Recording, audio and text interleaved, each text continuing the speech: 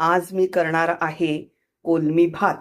त्याच्यासाठी मला खूप दिवसांनी म्हणण्यापेक्षा बऱ्याच वर्षांनी मी गोराई खाडीवरून म्हणजे खाडीची कोलमी आणलेली ही.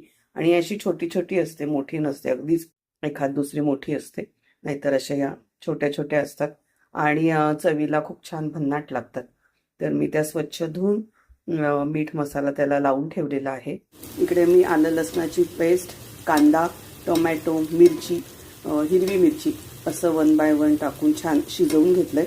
आता ह्याच्यात मी ॲड करणार मसाले, हळद, हिंग आणि मसाला. फोंडा फूड्स यांचा स्पेशल मालवणी मसाला मी याच्यात ॲड केला आहे. मी हा मसाला खाऊन बघितला, मला आवडला होता, म्हणून मी म्हटलं चला आता या कोलमी भातामध्ये हा आपण ॲड करूयात. मसाल्यामध्ये कोलमी मी ॲड केली आहे आणि आता ही फक्त 2च मिनटं मी परतून घेणार. त्यावर मी हा राईस ॲड करणार. हा मगाशी मी जवळजवळ अर्धा तास भिजवला होता आणि त्याच्यानंतर आता निथळून ठेवलाय, तो त्याच्यात ॲड करणार. धुतलेला तांदूळ मसाल्यात ॲड केलाय, छान परतून घेतलाय. इकडे मी जेवढा तांदूळ घेतलाय त्या मेजरमेंटनुसार पाणी इकडे गरम करत ठेवलेलं आहे.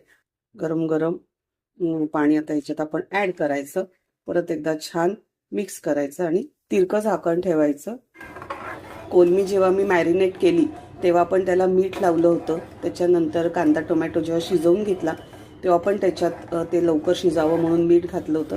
तर आता राईस करताना तो सगळा अंदाज घ्यायचा आणि मग त्यानुसार मीठ ॲड करायचं. हे आता छान असं मिक्स झालेलं आहे.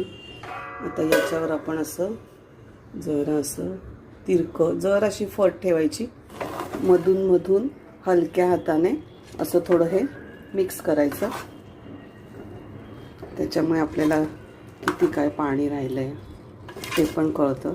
आपला हा कोलमी भात आता तयार आहे.